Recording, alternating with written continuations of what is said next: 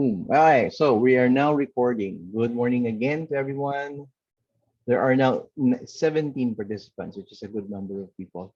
So we're talking about module one today, and we're starting the discussion on module one.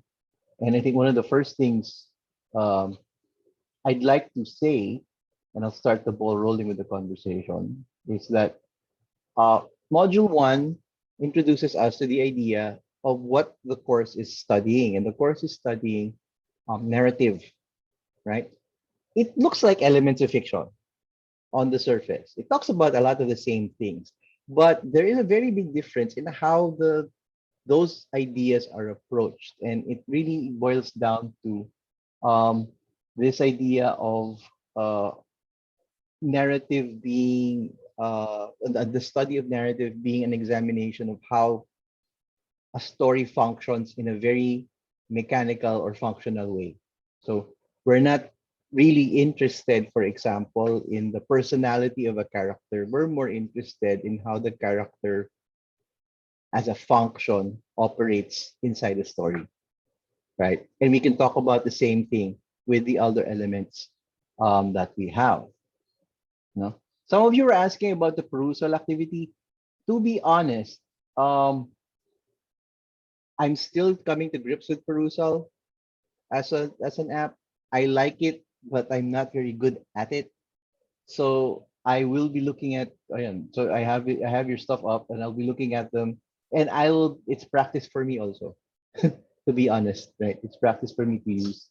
So I think one of the first ideas we have to look at is the idea of story world, and why the specific term of story world.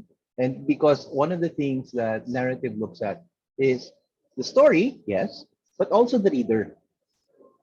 So, and a lot of times narrative will examine how those two kind of interact with each other. So you have the story world where the events happen, right, inside the story, but you also have the world of the reader. And for example, when we talked about time, which I think we talked about in this section, when we talk about time, um, it differs, right? You can have years pass in a story, but you're just really just sitting there, putting in your bed, reading a book.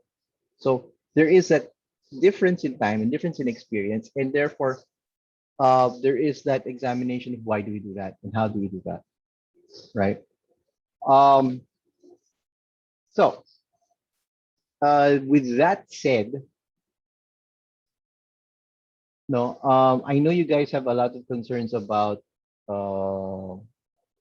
what does this have to do with leadership, or what does this have to do with management. We'll get to that, but first I want to make sure that you guys are on the same page when it comes to what we're talking about. We have to know the same terms. And um, so that's one of the things I'd like to ask you guys. How did you find the modules? I think based on your discussion boards, you are pretty familiar with it. But okay, let me get to, let's see, right there. So I'm looking at, well, let me share the screen for you guys. There you go. I'm looking at your Padlets, right? So, and you have interesting choices in products. You have your, I'm gonna turn off my picture. Can I turn off my picture?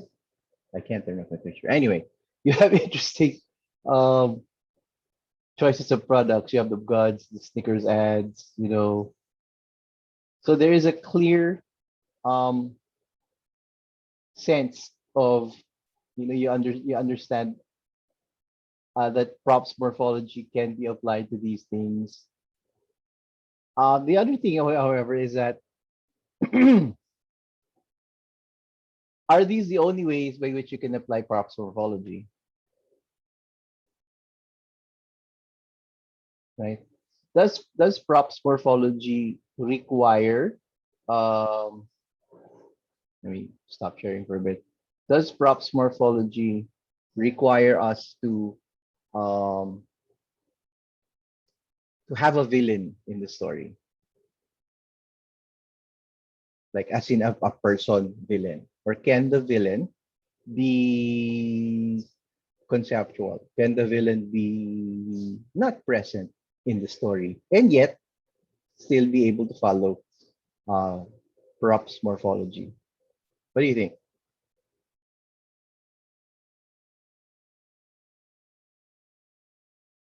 Anyone have an opinion that they want to express?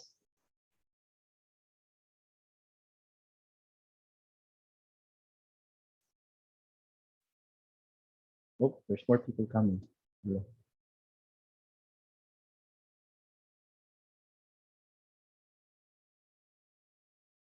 What do you think? Then we'll get to Todorov and Harmon as well, right? As uh, additional points of discussion.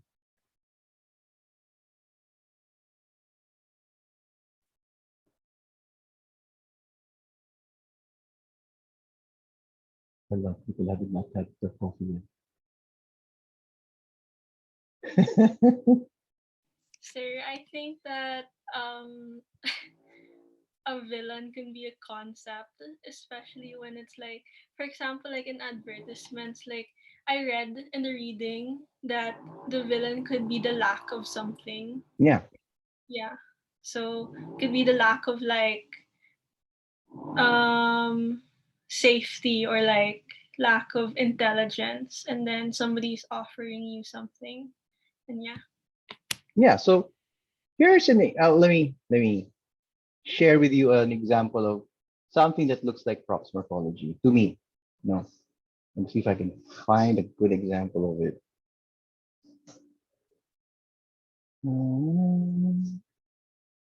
I'm sure you've seen this set of commercials. It's pretty popular, right? It got all viral actually, right? So let me share it, and then I'll ask you guys a question about it.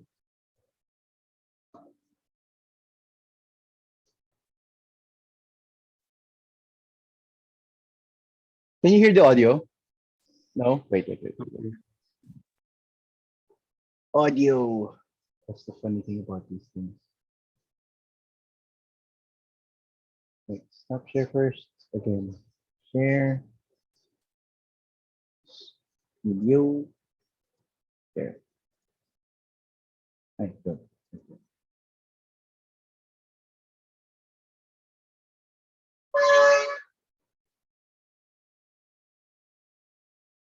Can you hear the audio?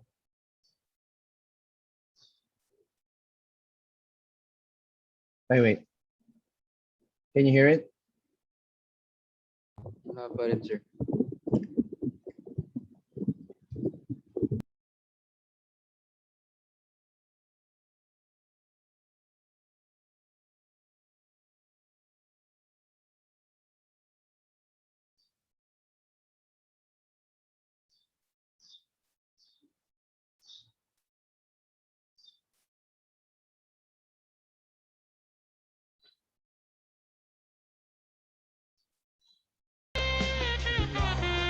You hear it? Yep. It's good tempo. 前にもいたね、あの長い人。避ける組対長い避ける組。出先で避ける組のマンゴー見つけてさ。本当？バイク便で送ったから。そろそろ吹くと思うよ。そう、すごいタイミング。サインお願いします。Long, long way。ちいちゃん、聞こえてる？あ、届いたよ。ありがとう。マンゴー味珍しいからたくさん買ったんだ。今度二人で食べようね。おーい、ちいちゃん。避ける組対長い避ける組。それ触ってみてもいいですか？どうぞ。長い。これどうやって咲くんですか？こんな風に。Long, long way。ダメ。すいません。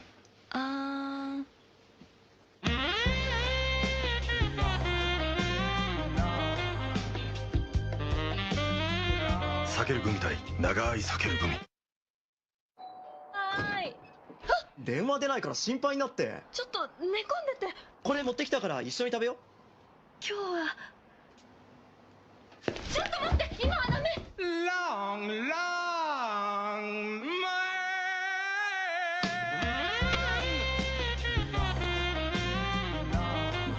あいつかあいつが来てたんだ。避ける組対長い避ける組。ちいちゃん、どうして俺じゃなくてこいつなんだよ。それはああ、そうかい。長けりゃいいのかい。ビロービロー。やめて、グミがかわいそう。ビロよ。ちいちゃん。黙っててごめん。実は私もう長くないの。だから長いものを見ると安心できるの。ちいちゃん。避ける組対長い避ける組。どうしてそんな猿芝居したの？目移りするの地位の悪い癖だよ。だって長いんだもん。長さに騙されてんじゃねえよ。え？避けるグミ一袋分並べていくと、ほら同じ長さになるの。食べやすいようにわざわざ切ってあるんだよ。トールさん優しい。避ける組対長い避ける組。ちいちゃん、聞いてもいい？何？プロポーズってどんな風にされたい？え？正直に言ってごらん。フラッシュモブは嫌かな。なんかこっぱずかしいし、フラッシュモブ以外は。ちいちゃん、僕と結婚。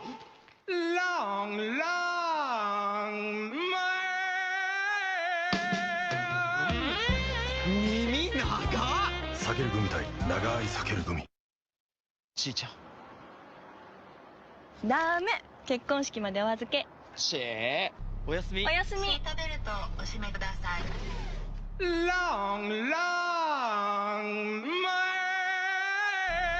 どちらまで？どうして？は？すいません。やっぱり忘れられない。避ける組対長い避ける組。叫んじゃねえぞ、はたぼうよ。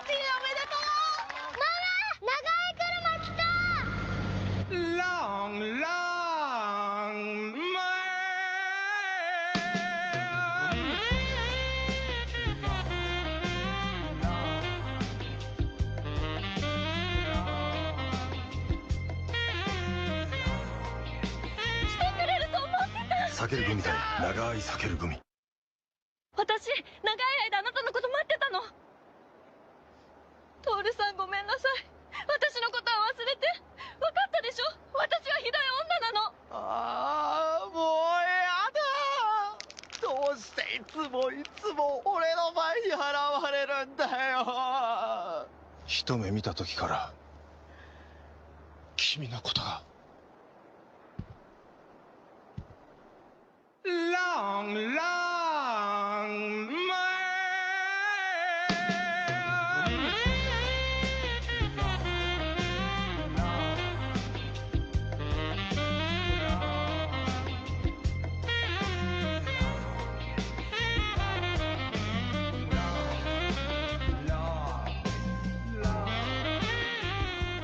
トール君、俺？嘘だろ。高いったのに。どうして？僕らはきっと分かり合える。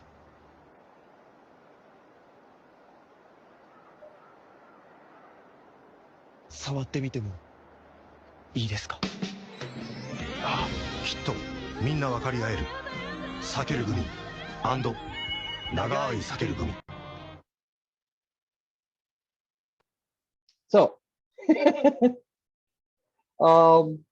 that was a that was a popular commercial series. It went viral on the internet actually a few years ago. And and if you notice, very clearly, diba, narrative siya. Very clearly, there's a story, and it does follow a little bit of the Propian exploration of fairy tales, right? And this one, my question to you, and the reason why I brought it up is, sino yung villain?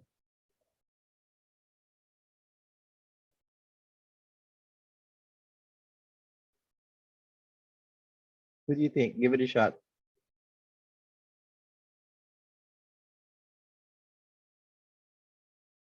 no villain, sexuality.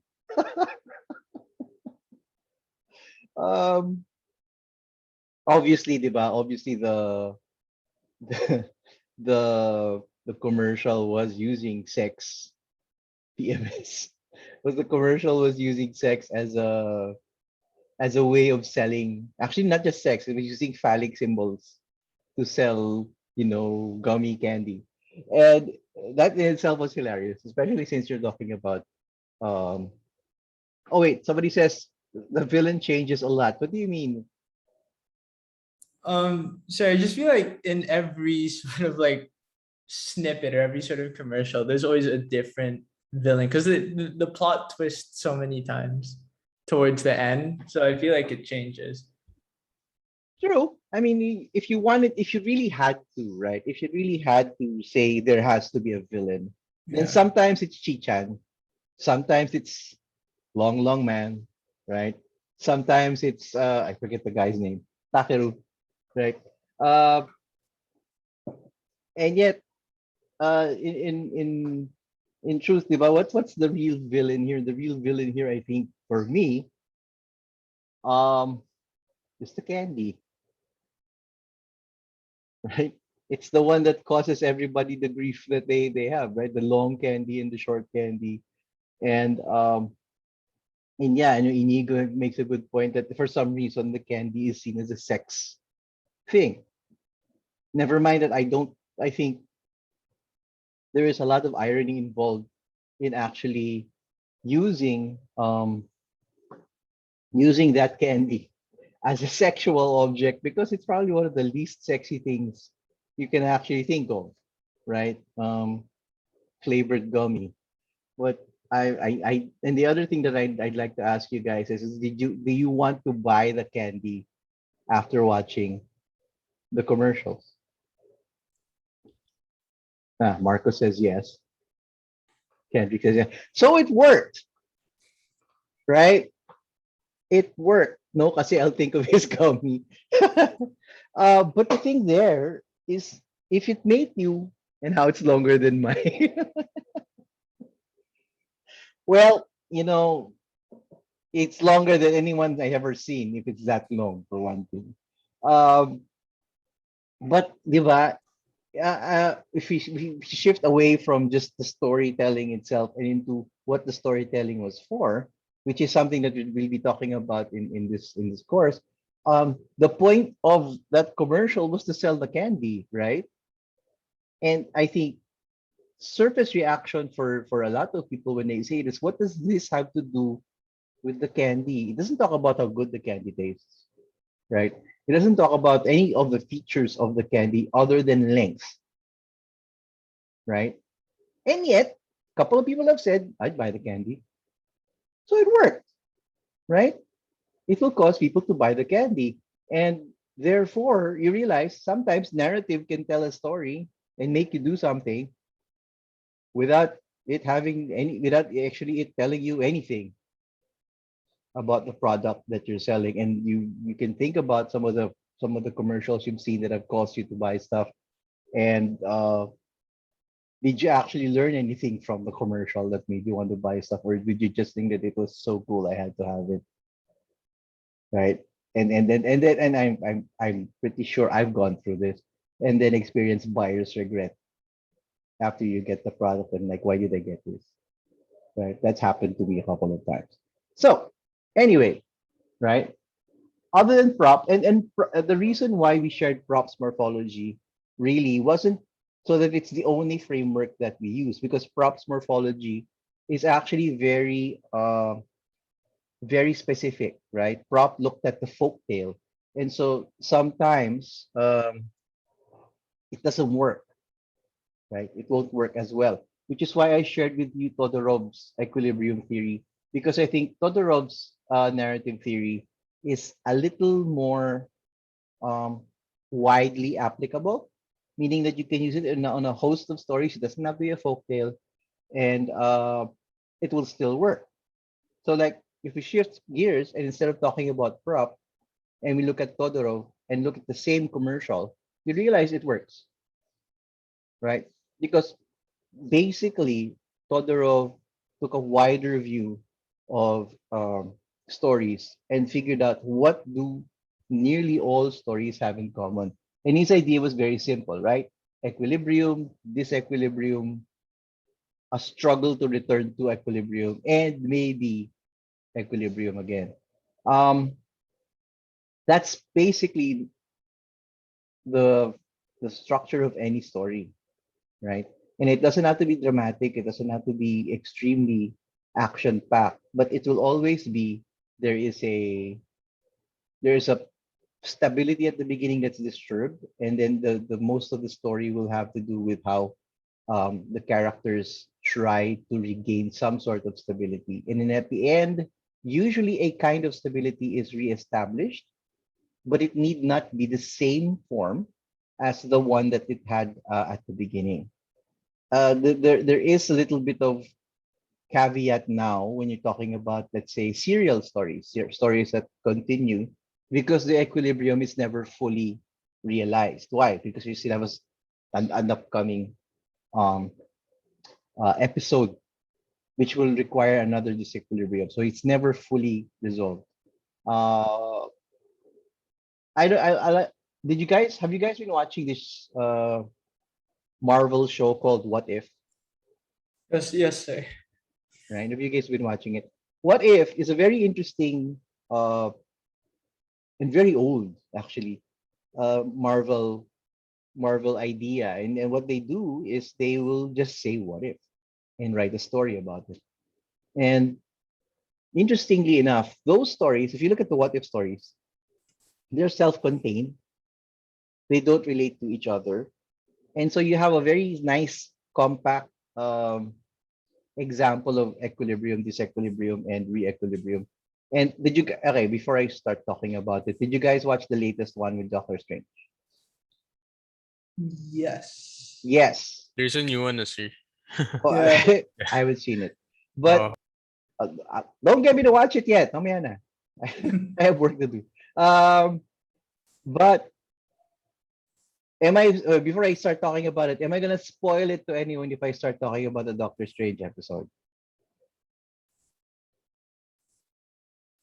Mamaya magalit kayo sa akin kasi spoiler ako. I'm not gonna spoil it quick. We're just gonna talk about the ending. But the ending of that Doctor Strange episode is interesting because there is an equilibrium that is regained, but it is not one favorable to him, right? Because basically the ending of that is the universe is destroyed, except for him. So that's the kind of thing that I'm talking about. No? So the equilibrium at the beginning is not necessarily the equilibrium at the end, but there is something that is found that resolves it and kind of says this is the end. That's necessary in stories because if you don't do that, the story will feel um, unfinished. That's why in some cases, especially if a story is not well written, and let's say plot points weren't resolved or there was an event that kind of was introduced and then forgotten along the way, that it will feel unresolved um, at the end of the story. Uh, a good example of this, I think, of a badly resolved equilibrium, a badly resolved set of stories was the three Star Wars movies, the last three, episodes 7, 8, and 9. I think that was bad because they were writing it on the fly. It looked like they were writing it on the fly, and so the ending of the series was confusing to say the least. No, there were so many things that really weren't clearly resolved.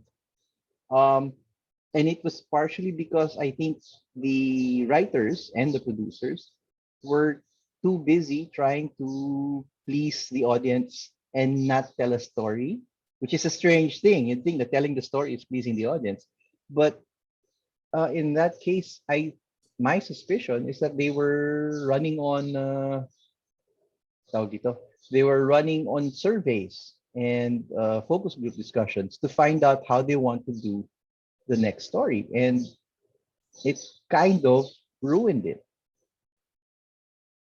Right, the best Star Wars based uh, stories being told are no longer the ones based on those films. It's now the other ones that are out there. Like I think there's one of my favorite series now, The Mandalorian, is out, which I think is an excellent series.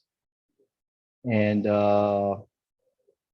there's an upcoming one called The Book of Boba Fett. So it's taking these minor characters, in the case of The Mandalorian, a non-existent character, and just running away with the setting, with the story world. And that's something that's interesting because you for at least for Filoni and company, when they make these stories, you realize that they're really setting it inside the same story world as the original film, with Luke Skywalker and Darth Vader and all that. But they're purposely ignoring those things, right? If you notice, Filoni shows, the guy who created like Clone Wars and stuff, he's kind of going off on his own little thing. He's building his own little niche of that universe and then populating it. And he's populating it better than the ones who, than the ones who made the films. Right? Clone Wars was excellent. I think Clone Wars and even right now, the Bad Batch, right, which is out. What it does is it fleshes out the story world of Star Wars. So we understand now, like in the Bad Batch, because it was done right at the beginning of the Empire, we we get to see how the Empire was able to gain control of all of these worlds. We see the effects it has on the on normal citizens, and we're taken away from the gigantic story of good Luke Skywalker and evil Darth Vader, right? It's not as operatic, right, to use the term, as the films, and I think that's a good thing because it becomes deeper, right? Okay, so right. Do you guys have any questions or things to share about Module 1? We'll be talking about Module 1 until the 30th, really, right? I may ask you guys to next time to bring some stuff as homework just for the class. Not really anything hard. But any questions or things to share?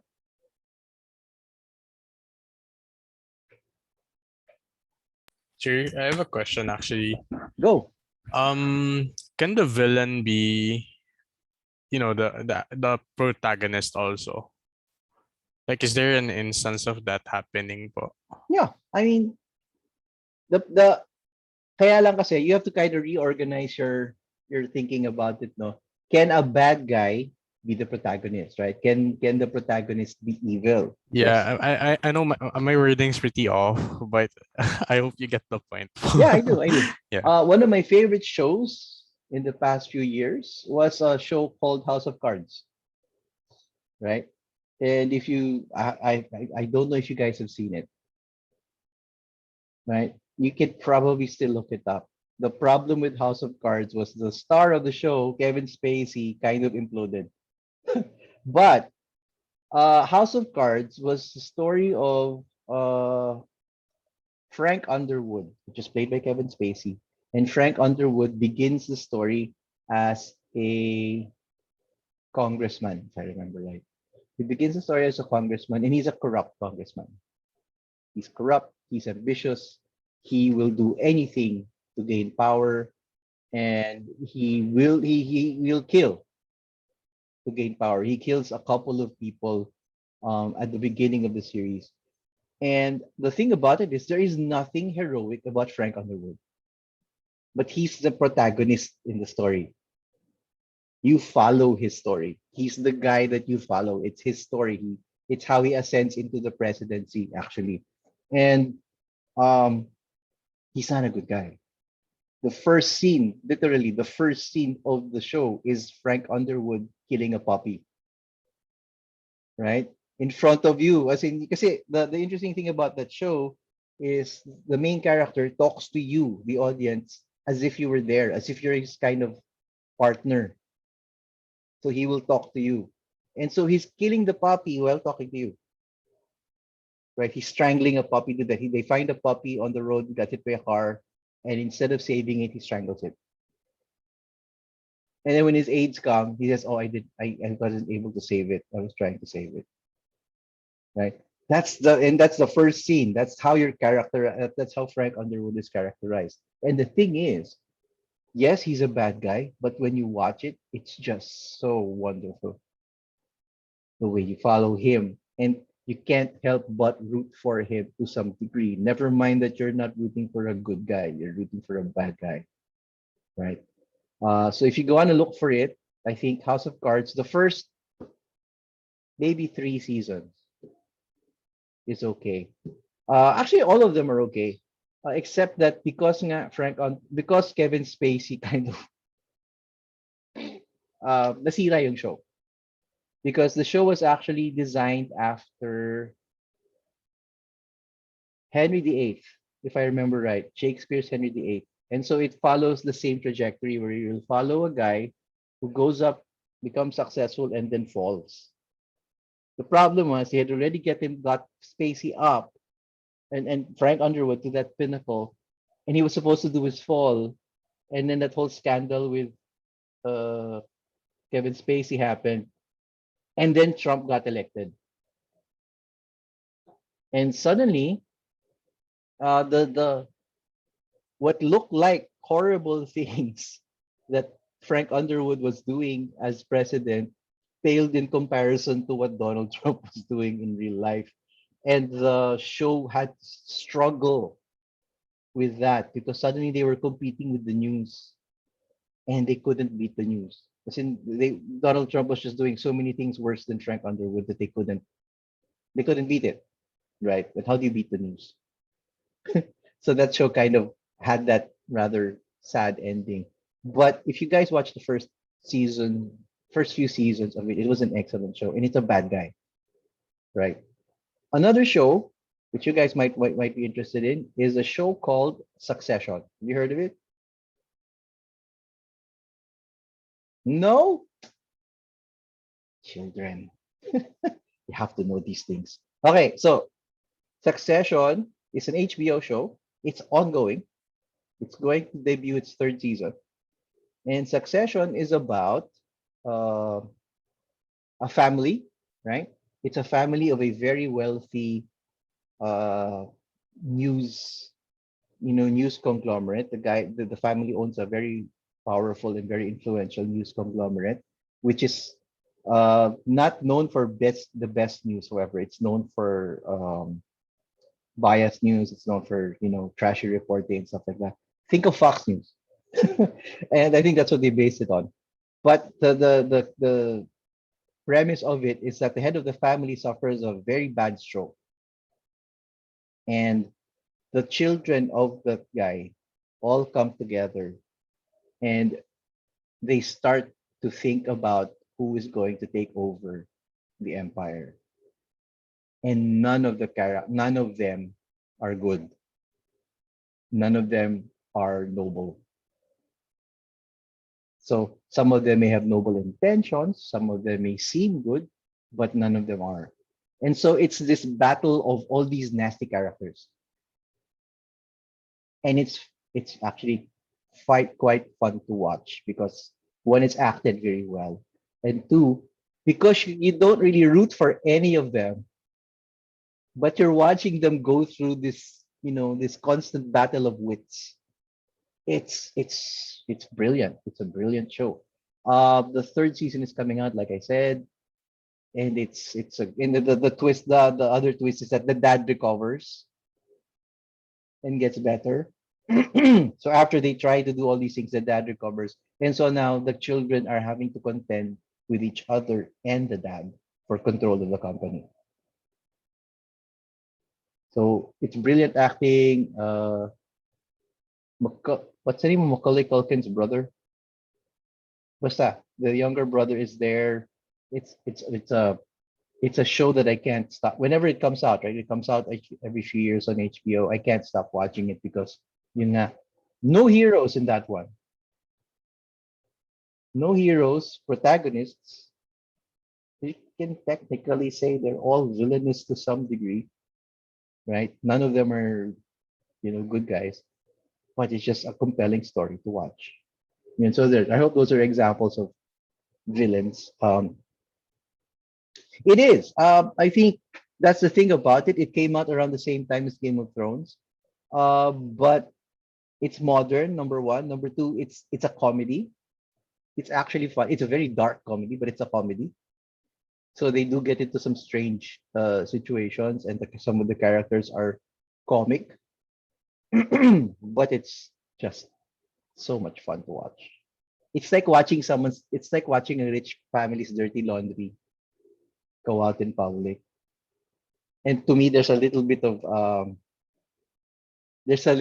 fun in that you get to look at the secret lives of the elite, right? Never mind that it's fictional, right? It is, but it's there's a little bit of fun in that for me. So there. Any other questions? Hala, we're almost done pala. Oh, sorry, I'm used to 1.5 hours. I have a Thursday class. So I'm like, oh, we have time. No, we don't. We're like 4 minutes away pala from the end of class. So anyway, maybe one more question, then we can take it up again on next week. Or one more thing to share.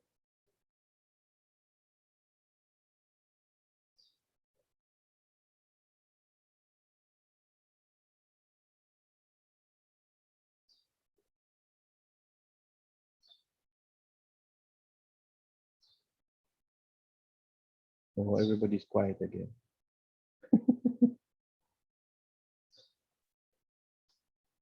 Oh, sige na. Okay, so I'll turn off the recording first.